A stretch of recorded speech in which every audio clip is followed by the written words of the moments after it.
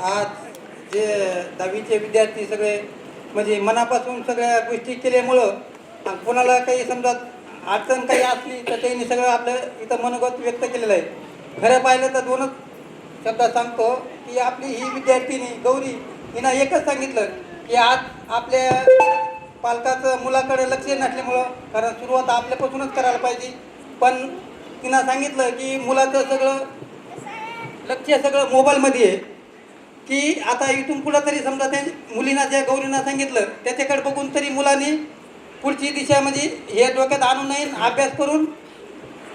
पुढं का करता येईल चांगलं म्हणजे मोबाईलचं ती तर म्हणली मला आमच्या शिक्षकाने तर 2 महिने नाही एक म्हणजे तिचं वर्ष झालं तिचा मोबाईल हातात नाही काय नाही, पण आपले